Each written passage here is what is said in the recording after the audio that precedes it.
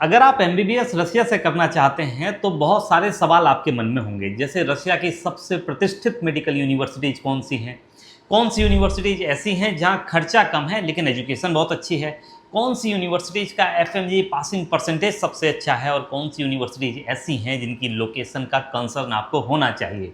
और सबसे बड़ा सवाल कि क्या फेडरल यूनिवर्सिटीज, स्टेट यूनिवर्सिटीज और स्टेट मेडिकल यूनिवर्सिटीज में कोई अंतर होता भी है या नहीं होता। इन तमाम सवालों के जवाब आपको आज के इस वीडियो में मिलेंगे। नमस्कार, स्वीकार कीजिए, मेरा नाम गौरव पाठक है और आप एमबीबीएस डायरेक्ट देख रहे हैं। सबसे पहला सवाल कि रशिया की सबसे प्रतिष्ठित यूनिवर्सिटीज कौन सी हैं। इसके लिए पहले ये समझना पड़ेगा कि प्रतिष्ठित यूनिवर्सिटीज का मतलब क्या है। क्योंकि रशिया की सरकार कोई रेटिंग लिस्ट निकालती नहीं है, तो कंसल्टेंसी हर यूनिवर्सिटी को अपने हिसाब से सबसे अच्छा सबसे बुरा बताते हैं। लेकिन कुछ चीज़ें हैं, जैसे यूनिवर्सिटी कितनी पुरानी है, इसके अलावा वहाँ पर क्लिनिकल एक्सपोजर क्या है, मेडिकल फैकल्टी कैसी है, इन सब चीज़ों का आप इंडिपेंडेंटली चेक कर सकते हैं। उससे आपको एक फेयर आइडिया मिल जाएगा। इसके अलावा जो यूनिवर्सिटीज़ ऐसी जगह पर हैं जहाँ पॉपुलेशन अच्छी है, तो वहाँ आपको क्लिनिकल एक्सपोजर ज़्यादा अच्छा मिलेगा, ये आप समझ सकते हैं। और एक रेटिंग इंडियन एम्बेसी पब्लिश करती है जो बताती है कि रशिया के अंदर जो एजुकेशन मिनिस्ट्री के अंदर आने वाली यूनिवर्सिटीज़ हैं और जो यूनिवर्सिटी हेल्थ मिनिस्ट्री के अंदर आती हैं, उनमें क्या क्या रेटिंग है। तो रेटिंग लिस्ट के हिसाब से वहाँ पर आपको एक लिस्ट जरूर मिल जाएगी। हालांकि उस लिस्ट के आधार पर ही फैसला लेना भी एकदम सही नहीं होता, लेकिन फिर भी आप वहाँ से एक फेयर आइडिया ले सकते हैं कि यूनिवर्सिटी कितनी ज़्यादा प्रतिष्ठित मानी जाती है रशिया के अंदर। अब एक चीज़ आप याद रखें कि कोई भी यूनिवर्सिटी अगर वो मेडिकल यूनिवर्सिटी है तो उसके अंदर मेडिकल इंफ्रास्ट्रक्चर अच्छा होगा और उसके अंदर क्लिनिकल एक्सपोजर भी ज़्यादा अच्छा मिलेगा। क्योंकि वो मेडिकल ही यूनिवर्सिटी है, तो जितना भी मेडिकल के लिए जो भी आपको सीखना है उसका सबसे ज़्यादा अच्छा इंतजाम मेडिकल यूनिवर्सिटी में होता है, बजाय किसी भी स्टेट यूनिवर्सिटी और फेडरल यूनिवर्सिटी की तुलना में। अब फेडरल यूनिवर्सिटी का जब नाम आता है तो लोग कहते हैं कि भाई फेडरल यूनिवर्सिटी है मतलब सेंट्रल गवर्नमेंट की यूनिवर्सिटी है, मतलब कि इसको फंडिंग ज़्यादा मिलेगी, इसका मतलब कि उनके यहाँ सुविधाएं अच्छी होंगी, और ये सब बातें हैं। कुछ हद तक ये बातें सही भी हैं कि सेंट्रल गवर्नमेंट के अंदर है। लेकिन कोई भी यूनिवर्सिटी, चाहे वो स्टेट यूनिवर्सिटी हो, चाहे स्टेट मेडिकल यूनिवर्सिटी हो, चाहे फेडरल यूनिवर्सिटी हो, जब आप उसका एडमिशन लेटर देखते हैं तो सबसे पहले लिखा रहता है federal budgetary university of Russian federation and then university का नाम लिखा होता है। कोई भी यूनिवर्सिटी हो उसके एडमिशन लेटर पे ये चीज़ मिलेगी, मतलब कि सबको रशिया की केंद्र सरकार से ही फंड मिलता है। तो अगर ये सोच के आप जा रहे हैं कि रशिया की फेडरल यूनिवर्सिटीज़ को ज़्यादा फंड मिलेगा या उनको केंद्र से फंड मिलेगा, ऐसा कुछ नहीं होता, वो सब एक जैसी है। अब रशिया में कजान फेडरल यूनिवर्सिटी है जो बहुत ज़्यादा अच्छा एफएमजी पासिंग परसेंटेज देती है। इस वजह से कहा जाता है कि फेडरल, तो उसको पैरामीटर को कजान फेडरल के पैरामीटर से मान लेते हैं। लेकिन दो चीज़ें देखने वाली हैं, कजान फेडरल में एफएमजी में अपीयर होने वाले स्टूडेंट्स की संख्या 24, कभी 15 ऐसी रहती है, यानी कि सीट्स बहुत कम हैं। अब रशिया में 10,000 स्टूडेंट्स एडमिशन ले रहे हैं एनुअल, बट कजान फेडरल में तो 30 ही स्टूडेंट का एडमिशन हो रहा है, तो बाकी स्टूडेंट्स क्या ठीक नहीं जा रहे? ऐसा भी नहीं है। कजान फेडरल बहुत अच्छी यूनिवर्सिटी है, एक्सेप्शनल है, फेडरल यूनिवर्सिटी के तौर पे बहुत ज़्यादा अच्छी है। अब फार ईस्टर्न फेडरल यूनिवर्सिटी को देख लेते हैं। तो फार ईस्टर्न फेडरल रशिया में व्लादिवोस्तोक में, मतलब कि फार ईस्ट में यूनिवर्सिटी है। एफएमजी पासिंग परसेंटेज उसका एवरेज से थोड़ा सा ही ऊपर रहता है। जैसे कजान फेडरल में 24 स्टूडेंट्स अपीयर हुए, 21 पास हो गए, मतलब कि 87.50 का पासिंग परसेंटेज रहा है अगर देखा जाए। हालांकि डेटा साइज बहुत छोटा है। फार ईस्टर्न फेडरल यूनिवर्सिटी में यही 37%, 33% के आसपास वेरी करता है। क्रीमियन फेडरल यूनिवर्सिटी को हम कह सकते हैं कि ये रशिया की सबसे अच्छा एफएमजी रिकॉर्ड देने वाली यूनिवर्सिटी रही है, लेकिन उसकी लोकेशन एक कंसर्न है। लेकिन आमतौर पे अगर आप ये देखेंगे तो फेडरल यूनिवर्सिटीज के अंदर आपको रिजल्ट थोड़ा सा ज़्यादा अच्छा मिलेगा कंपेयर टू स्टेट और स्टेट मेडिकल। अब उसका कारण क्या है? उसका कारण कोई बजट नहीं है कि केंद्र सरकार से ज़्यादा पैसा मिल रहा है या फैसिलिटीज ज़्यादा अच्छी हैं। सिंपल बात है कि 2013 में रशिया में सबसे पहले फेडरल यूनिवर्सिटीज़ के अंदर ही कंप्लीट इंग्लिश मीडियम का प्रोग्राम इंस्टॉल किया गया था। इससे फ़ायदा क्या हुआ? फ़ायदा हुआ कि वहाँ पर इंग्लिश मीडियम की फैकल्टी ज़्यादा अच्छी है। इंग्लिश पढ़ाने वाले टीचर फेडरल यूनिवर्सिटीज़ के अंदर ज़्यादा अच्छे हैं, क्योंकि वहाँ 2000 जैसे फार ईस्टर्न फेडरल यूनिवर्सिटी में इंग्लिश मीडियम का प्रोग्राम स्टार्ट हो गया 2013 में, कजान फेडरल में 2013 में, मैनुअल कांटवाल्टिक में 2013 में, medical general medicine MBBS program की बात कर रहा हूँ। क्रीमिया फेडरल 2014 से, जब से वो यूक्रेन से रशिया के अंदर आया, और तब से वो उसमें इंग्लिश में ही पढ़ाई हो रही है। तो ये कारण है कि इंग्लिश मीडियम में फैकल्टी अच्छी होने की वजह से उसका रिजल्ट ज़्यादा अच्छा रह रहा है। अब 2022 या उसके बाद की हम बात करें तो रशिया की लगभग सभी यूनिवर्सिटी अब इंग्लिश मीडियम में ही पढ़ा रही हैं। तो अब धीरे धीरे आप देखेंगे कि FMGE पासिंग परसेंटेज हर यूनिवर्सिटी का इम्प्रूव हो रहा है। उसका सिंपल यही कारण है। तो अगर आप सिंपल ब्लैंकेट चॉइस ऐसी रखते हैं कि नहीं हमको केवल फेडरल में जाना है क्योंकि फेडरल में कुछ बहुत अच्छा हो जाएगा, तो ऐसा नहीं है। अब तो लगभग सभी यूनिवर्सिटी इंग्लिश मीडियम में पढ़ा ही रही हैं, तो ये चीज़ हो गई। हालांकि अच्छी यूनिवर्सिटीज़ है, मैं ये नहीं कह रहा हूँ कि कज़ान फेडरल अच्छी नहीं, बहुत अच्छी यूनिवर्सिटी है, लेकिन आप ये सोच के बस मत जाइए कि भाई फेडरल है तो बस फेडरल देख लिया, क्योंकि अगर आप ऐसा सोच के जाएंगे तो हो सकता है किसी दूसरी यूनिवर्सिटी में आप चले जाएं जो फेडरल है लेकिन उतना अच्छा उसका प्रोग्राम नहीं है। तो ये तो बात हो गई पहली, फेडरल स्टेट मेडिकल आपने समझ लिया। बजट डिफाइन कीजिए और उसके बाद फिर आगे बढ़ने की बात कीजिए। बजट कितना होना चाहिए? तो रशिया में कम से कम 30 लाख रुपए की tuition fees, hostel fees, medical insurance का खर्चा आने वाली यूनिवर्सिटीज़ हैं, वहाँ से बात हम स्टार्ट करेंगे। इससे कम अगर कोई बोलता है तो वो पॉसिबल नहीं है, या वो रशियन मीडियम में है, या वो बाइलिंगुअल है, या वो अच्छी नहीं है, या उसकी लोकेशन में प्रॉब्लम है, कुछ ना कुछ प्रॉब्लम जरूर है।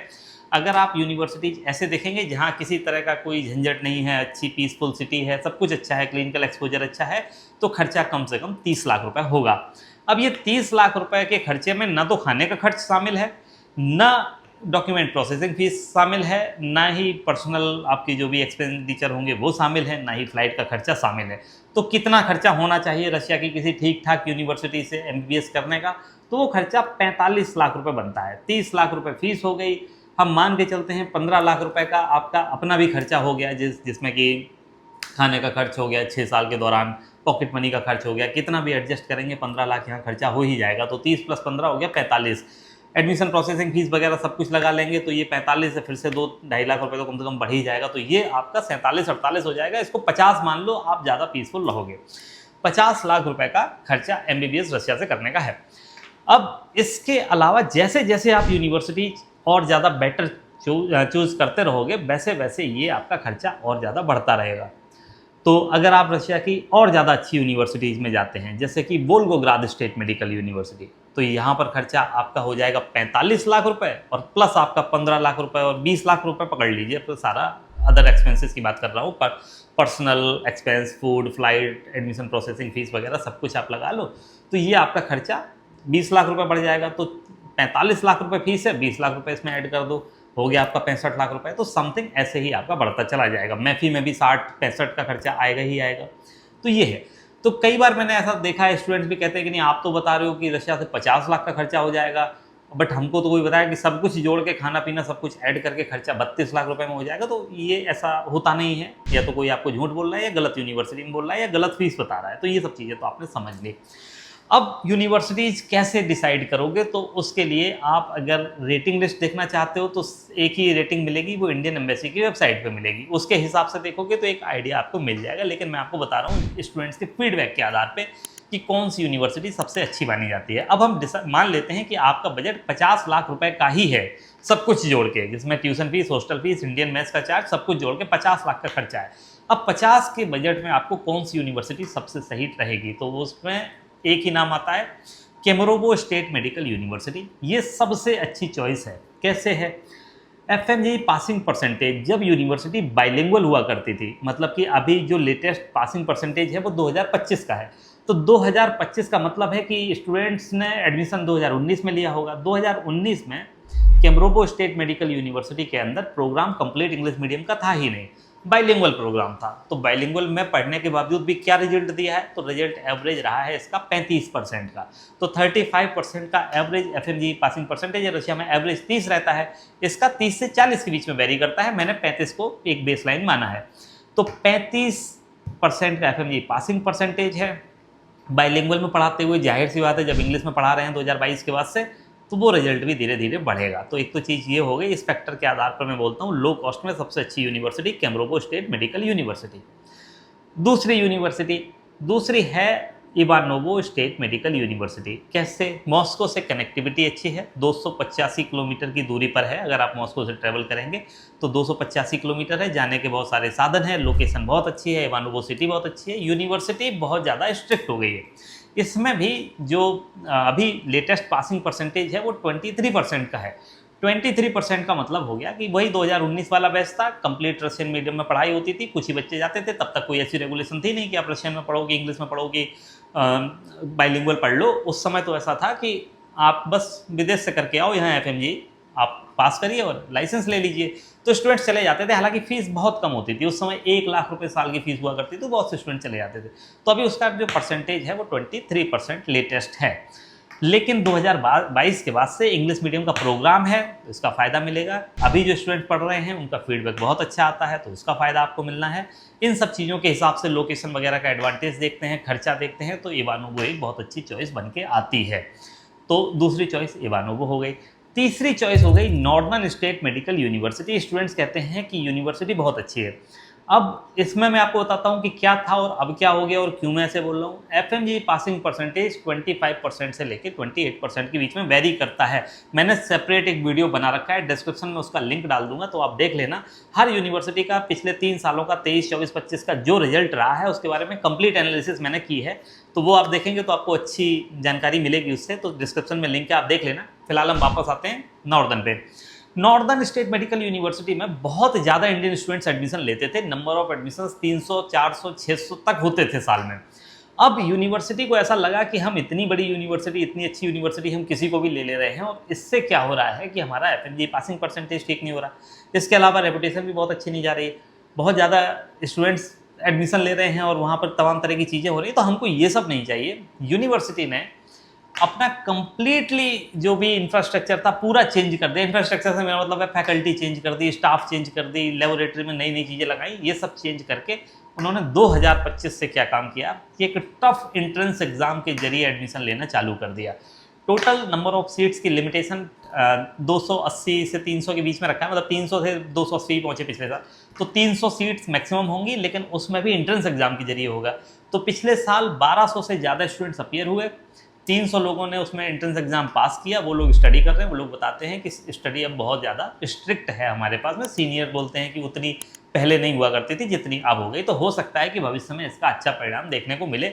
फीस काफ़ी कम है। ये तीनों ही यूनिवर्सिटी जो मैंने आपको बताई लगभग 30 लाख से लेकर 35 लाख के बीच के बजट के रेंज में ये आएंगी, और इसके अलावा पर्सनल एक्सपेंस, आपका फूड, फ्लाइट, ये सब खर्चा अलग होगा। तो 50 लाख का बजट अगर आपका है तो यही यूनिवर्सिटी आपके चॉइस में आती हैं।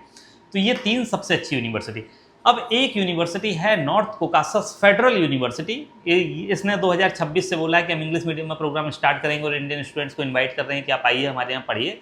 हालांकि अभी तक कोई वहाँ स्टडी नहीं करता है, अब जाना स्टार्ट करेंगे। फेडरल यूनिवर्सिटी है तो इंग्लिश मीडियम में प्रोग्राम वो स्टार्ट कर लेंगे, लेकिन अभी तक इंग्लिश मीडियम में कोई प्रोग्राम है नहीं। बाकी यूनिवर्सिटीज़ की तुलना में अगर आप देखेंगे जहाँ 2013 से ही जनरल मेडिसिन को इंग्लिश मीडियम में पढ़ाया जा रहा है, तो वो बात नहीं है। यहाँ पर आप इसको कंपेयर कर सकते हैं इवानोवो से, केमरोवो से, नॉर्दर्न से, जिन्होंने अपने प्रोग्राम को रिफॉर्म किया है, इंग्लिश मीडियम में हाल ही में इंस्टॉल किया है। इस तरह की तमाम चीज़ें हैं, तो वो आप देख लीजिए।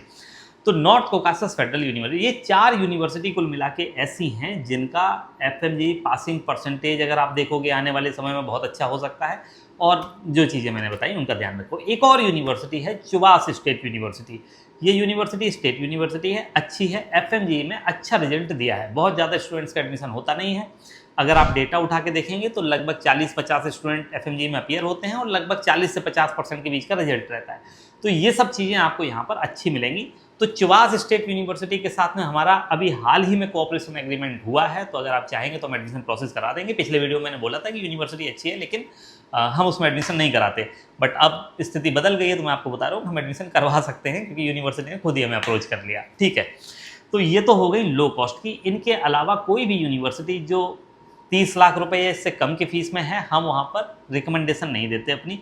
प्रॉब्लम वही है कि बहुत सारी यूनिवर्सिटीज़ आपको मिल जाएंगी, जो कि हम लगातार बोलते हैं कि जो साउथ रशिया का रीजन है, ओसेटियन वाला, कोकासियन वाला, वो सब रीजन जो हो गया, इंगुश, चेचन, ये वाला रीजन, यहाँ पर रीजनल इशूज़ हैं। तो इस वजह से आपको ये ध्यान रखना होगा कि वहाँ पर एडमिशन लेके 6 साल आप पीसफुली रह भी पाओगे कि नहीं रह पाओगे। आपकी हालांकि 20-25 हज़ार रुपये कम की फीस में एडमिशन वहाँ ज़रूर हो जाएगा। तो 25 हज़ार रुपये साल का बचा के अगर आपने 1.5 लाख रुपये बचा भी लिया पूरे 6 साल में, तो कोई इतना बड़ा अमाउंट वो है नहीं। तो इस चीज़ का आप ध्यान रखें। दूसरा, क्रीमियन फेडरल यूनिवर्सिटी, ये रशिया की सबसे अच्छी यूनिवर्सिटी कही जा सकती है। पासिंग परसेंटेज अच्छा दिया है, क्लिनिकल एक्सपोजर बहुत अच्छा है, सब कुछ बहुत अच्छा है, बट वो यूक्रेन बॉर्डर की तरफ है। तो आपको ये भी देख के चलना है कि क्या पीसफुल लोकेशन पर है या नहीं है। इसके अलावा और बहुत सारी यूनिवर्सिटीज़ हैं, जैसे बेलगोरद हो गई, और भी हैं, तो इनकी भी लोकेशन का आपको ध्यान रखना होगा। तो उसको देख के फिर आप आगे फर्दर अपना डिसीजन लीजिए। अब हम बात करते हैं कौन सी यूनिवर्सिटीज़ ऐसी हैं जहाँ पर खर्चा आप मान के चलिए कि 40 से 50 के बीच में रहेगा, tuition fees, hostel fees, Indian food का खर्चा, और इसमें एजुकेशन अच्छी मिल रही है। तो उसमें सबसे फेमस यूनिवर्सिटी है आज के समय में यारोस्लावल स्टेट मेडिकल यूनिवर्सिटी। यारोस्लावल में क्या है कि पहली चीज़ कि tuition fees, hostel fees, Indian food का चार्ज मिला के मैं आपको बता रहा हूँ लगभग 48 लाख रुपए का खर्चा रहेगा। यहाँ पर अगर आप हॉस्टल में रहेंगे तो खाना खुद से नहीं बना सकते, इंडियन मेस लेना कंपलसरी है। इंडियन मेस और हॉस्टल एकोमोडेशन दोनों का खर्चा लगभग 2 लाख से लेकर 2,20,000 रूबल के आसपास रहेगा, तो उसको 2.5 लाख से लेकर 3 लाख रुपए मान लीजिए। तो इस तरह का अगर हम पूरा खर्चा लगाते हैं तो 48 लाख में हो जाता है। स्टूडेंट का फीडबैक काफ़ी अच्छा है और लोकेशन बहुत अच्छी है, यारोस्लावल सिटी बहुत अच्छी है, मॉस्को से कनेक्टिविटी बहुत अच्छी है, इंडियन स्टूडेंट्स काफ़ी ज़्यादा पसंद कर रहे हैं इस यूनिवर्सिटी को। इसके अलावा फिर आप इस बजट रेंज में देखते हैं तो आपको वोरोनिज स्टेट मेडिकल यूनिवर्सिटी मिलती है, जहाँ पर 43 लाख रुपए के समथिंग का खर्चा रहेगा, tuition fees, hostel accommodation, medical insurance वगैरह का। हम ये जो खर्चा बता रहे हैं वो इंडियन रुपीज़ में कन्वर्ट करके ही बता रहे हैं, रूबल में तो बहुत कम होता है। तो ये है लगभग अभी 40 से 45 के बीच में फॉल करेगी वोरोनिज स्टेट मेडिकल यूनिवर्सिटी। इसमें एक समस्या है, हॉस्टल एकोमोडेशन लिमिटेड है, टोटल 100 इंडियन स्टूडेंट्स का एडमिशन होगा, तो सीट्स की संख्या यहाँ भी लिमिटेड है। इस यूनिवर्सिटी को इंडियन एम्बेसी एंडोर्स करती है, मतलब अपनी जो टॉप रेटिंग लिस्ट है उसमें इसने इंडियन एम्बेसी ने इसको मेंशन कर रखा है कि ये रशिया की टॉप 10 यूनिवर्सिटीज़ के अंदर आती है, और है भी बहुत अच्छी है। लेकिन 100 इंडियन स्टूडेंट्स की जो सीट्स हैं उनमें 50 सीट हॉस्टल वाली हैं और 50 सीट नॉन हॉस्टल, मतलब कि नॉन एकोमोडेशन वाली। अब उस केस में क्या होगा कि आपको अपार्टमेंट लेके खुद ही वहाँ पर मतलब देखना पड़ेगा अपार्टमेंट, और अपार्टमेंट में रहेंगे, हॉस्टल नहीं मिलेगा। ठीक है, तो आप मान के चलिए कि 50 ही सीट हैं जिनको हॉस्टल मिलेगा, और अच्छी यूनिवर्सिटी है। इसको वोल्गोग्राद स्टेट मेडिकल यूनिवर्सिटी आती है, इसका भी खर्चा 45 लाख रुपए के समथिंग है, और इसमें भी tuition fees, hostel accommodation, medical insurance का खर्चा 45 लाख रुपए, बाकी आपका खर्चा जैसे मैंने बता दिया 6 साल के लिए 20 लाख रुपए आप मान के चलें। तो वोल्गोग्राद हो गई। उससे भी बहुत अच्छी यूनिवर्सिटी मैं कहता हूँ मैफी यूनिवर्सिटी है। मैफी मतलब कि national nuclear research university, Moscow में एक कैंपस है, हालांकि वो एक्सपेंसिव है, उसकी फीस लगभग 10.5 लाख रुपए साल की होती है। ट्यूशन फीस की बात कर रहा हूँ, टोटल खर्चा तो ये बहुत ज़्यादा हो जाएगा क्योंकि 60 लाख 62 लाख रुपए करीब करीब फीस ही हो गई, और इसके अलावा बाकी खर्चा आपका हॉस्टल एकोमोडेशन वगैरह का है। तो लोग उतना ज़्यादा उस यूनिवर्सिटी की तरफ रुझान अपना दिखा नहीं रहे हैं, क्योंकि मैफी का ही एक दूसरा कैंपस है, मतलब कि same university, same faculty, same सुविधाएं, सब कुछ, बट दूसरे कैंपस में जो कि मॉस्को से लगभग 120 किलोमीटर की दूरी पर है, ओबनिंस कैंपस, वहाँ स्टूडेंट्स जाते हैं, वहाँ खर्चा काफ़ी कम हो जाता है। वहाँ आपका 6 ईयर का कंप्लीट एक्सपेंस लगभग 45 लाख रुपए रहेगा। कंप्लीट से मेरा मतलब, फिर से मैं बता रहा हूँ, 20 लाख रुपए अलग से रखना, जिसमें फूड का खर्चा, फ्लाइट का खर्चा, आपका पर्सनल खर्चा, OTC का अमाउंट, सर्विस चार्ज, ये सब होगा, तो 20 लाख रुपए वो अलग है आपका। तो इस सब चीज़ को आप देख लीजिए। इसके अलावा फिर बहुत ज़्यादा आपके पास में ऑप्शन ऐसे नहीं रह जाते, ये जो मैंने आपको बताया ये प्रीमियम ऑप्शंस हैं। Kazan federal university, entrance exam की डेट आ चुकी है, अगर आपको अप्लाई करना है तो अभी आप अप्लाई कर दीजिए। उसमें भी बहुत ज़्यादा सीट्स नहीं होती हैं। कजान फेडरल के अंदर मैक्सिमम सीट्स 60 रहेंगी, लेकिन 30-32 का ही एडमिशन प्रैक्टिकली उसमें पॉसिबल हो पाता है। तो ये यूनिवर्सिटीज़ रशिया की प्रीमियम यूनिवर्सिटीज़ हैं। अब ऐसे यूनिवर्सिटीज़ तो बहुत सारी हैं इनके अलावा, जैसे आप देखते हैं तो चेचन स्टेट यूनिवर्सिटी है, इंगुस स्टेट यूनिवर्सिटी, मैंने बताया है कि साउथ रशिया में है, तो वहाँ पे थोड़ा सा इशू रहता है, रीजनल उतना ज़्यादा डेवलपमेंट नहीं है, और स्टूडेंट्स कहते हैं कि उतना ज़्यादा अच्छा नहीं लग रहा है। फिर थोड़ा सा पैसा बचाने के चक्कर में अगर आपने साइबेरिया में कहीं इंटीरियर में एडमिशन ले लिया जहाँ इंडियन स्टूडेंट्स कम हैं, अमूर, चीता वगैरह में, तो वहाँ भी हो सकता है कि आपको एडजस्ट होने में दिक्कत आए, तो उस चीज़ का ध्यान रखें।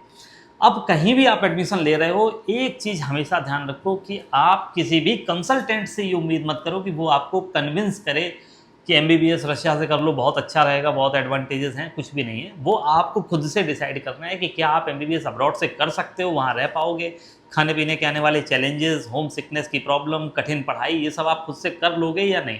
और अगर आपको लगता है कि हाँ कर लेंगे, उसके बाद कंसल्टेंसी का रोल आता है कि अब मुझे अच्छी से अच्छी यूनिवर्सिटी में एडमिशन दिला दो, ना कि ऐसा कि नहीं मुझे बताओ क्या मुझे करना चाहिए। अब ये आपके अंदर से सवाल आना चाहिए, इसका जवाब आना चाहिए। तो इन सब चीज़ों का आप ध्यान रखें। इसके अलावा और कुछ चीज़ें जो आपको ध्यान रखने वाली हैं, उसमें एक तो ये खर्चे वाली बात सबसे ज़्यादा कन्फ्यूजिंग होती है कि कोई कहता है 25 लाख में MBBS कर लो, 40 लाख में कर लो। यूनिवर्सिटी देख लो जहाँ प्रूवन ट्रैक रिकॉर्ड हो, जहाँ FMGE का रिजल्ट अच्छा रहा हो, जहाँ पर प्रोग्राम कंप्लीट इंग्लिश मीडियम का हो, जो लोकेशन अच्छी हो, वो सब चीज़ें आपको ध्यान रखनी चाहिए। लेकिन आप एक चीज़ हमेशा ध्यान रखें, आप कोई भी यूनिवर्सिटी में जा रहे हो, खाने पीने की समस्या आपको आ सकती है, इसके लिए आप मेंटली तैयार रहें। क्या समस्या आ सकती है?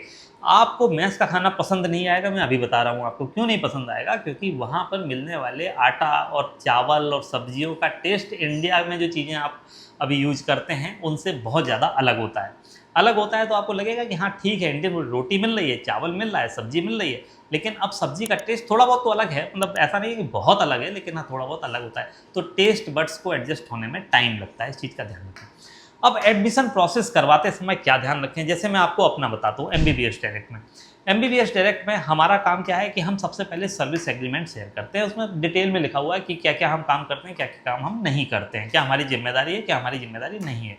उसको देख लीजिए, उसको पढ़ लीजिए। इसके अलावा फिर और भी जो आपके डाउट्स हैं उनको आप सॉल्व कर लीजिए। जैसे कि कोई जाता है तो हम साथ में मतलब जब यहाँ से स्टूडेंट जा रहे होते हैं तो उनके साथ कोई जा रहा होता है, फिर वहाँ लोकल सपोर्ट सिस्टम कैसा है, इन सब चीज़ों के बारे में विस्तार में हम बताते हैं। देन उसके बाद ही आप एडमिशन को प्रोसेस करते हैं।